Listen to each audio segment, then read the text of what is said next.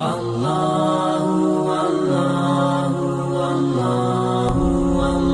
یہ نیکی کا حکم دینا، برائی سے روکنا، یہ بڑا کمپلسری ہے۔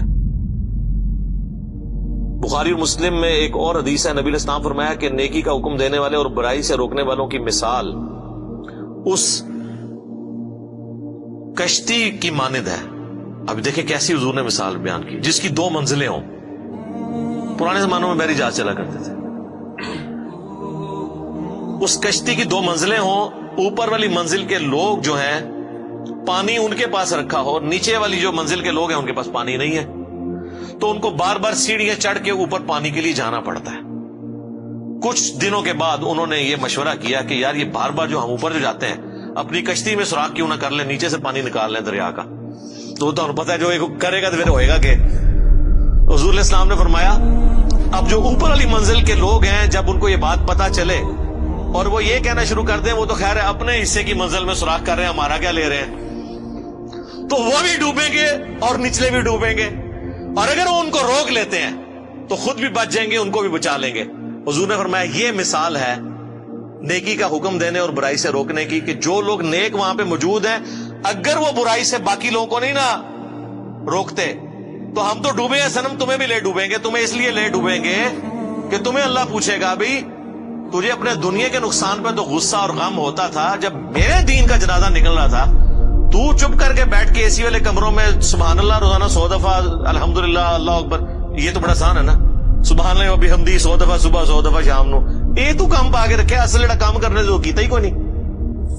Point to be noted. ایک اور حدیث ہے بخاری مسلم میں، نبی علیہ السلام فرمایا میں نے جہنم میں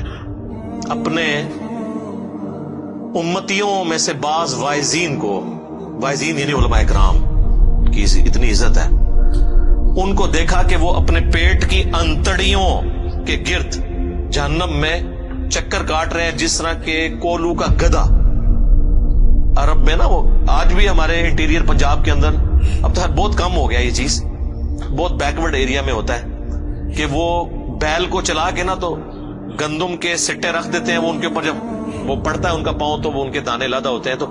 گدھا بھی اس کام کے لیے استعمال ہوتا ہے۔ تو اس طرح وہ جہنم میں چکر کاٹ رہے ہیں اور اہل جہنم ان کے گرد جمع ہو کے ان سے پوچھتے ہیں حضرت صاحب تسی بھی، آپ تو ہمیں نیکی کا حکم دیتے تھے، تو چلو ہمارا تو سمجھ آتا ہے کہ ہم نے آپ کی باتوں میں عمل نہیں کیا اور ہم بھی جہنم میں آپ کے ساتھ ہیں، آپ کیوں پہنچ گئے ہیں؟ تو کہیں گے کہ ہم بس کہتے ہی تھے آپ کو، کر دے ہو ہی جو تسی کر دے ہو، اسی لیے کہتے ہیں نا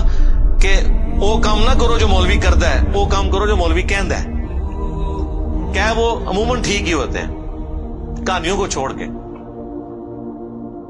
اور بعض روایتوں میں یہ ہے کہ جو سننے والے ہیں وہ جنت میں پہنچ جائیں گے، وہ کہیں گے حضرت آپ کی ہم اتنی تقریریں سن کے جنت میں ہیں اور آپ خود جہنم میں ہیں، وہ کہیں گے وہ آپ نے تو عمل کر لیا، ہم نے عمل نہیں کیا۔ ٹھیک ہے، تو یہ اسلام جوڑوں کی اندر ہے، امر بالمعروف و نہی عن المنکر جوڑا ہے، نیکی کا حکم دینا برائی سے روکنا، علم اور عمل بھی جوڑا ہے۔ خالی علم نو چٹنا ہے اگر عمل نہیں کیا، اور خالی عمل کا کیا کرنا ہے اگر وہ علم کی بنیاد پہ نہیں ہے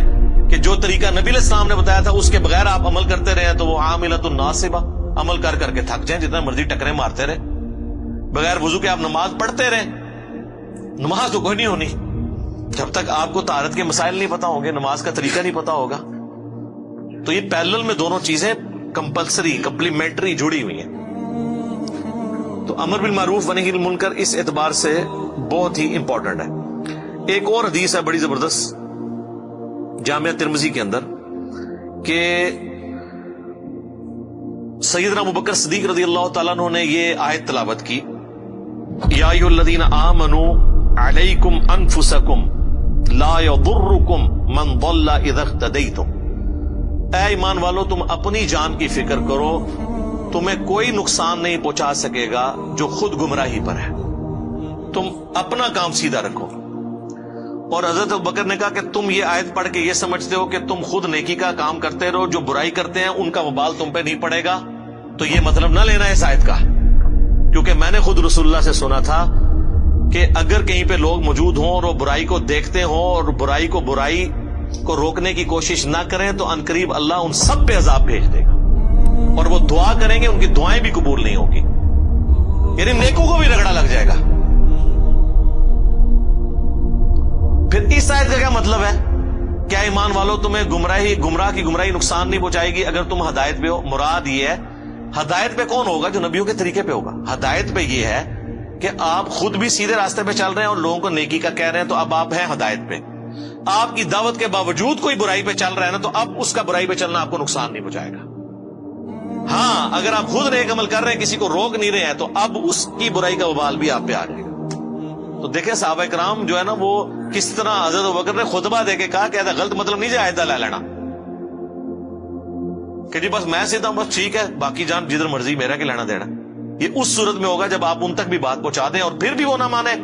پھر ٹھیک ہے، آپ کو کوئی نقصان نہیں ہوگا ان کی وجہ سے، ورنہ رگڑا لگ جائے گا. خیر اس کے اوپر میں کئی ایک احادیث بیان کر سکتا ہوں. To cut the story short, یہ کامیابی کے لیے امر بالمعروف و نہی عن المنکر بھی ضروری ہے، اور یہی وہ خوبی ہے جو ہمیں نبی علیہ السلام کی وجہ سے ملی، ختم نبوت کی وجہ سے، اور وہ اس لیے کہ پوری کائنات کے لیے آپ کو پیغمبر بنا کے بھیجا گیا.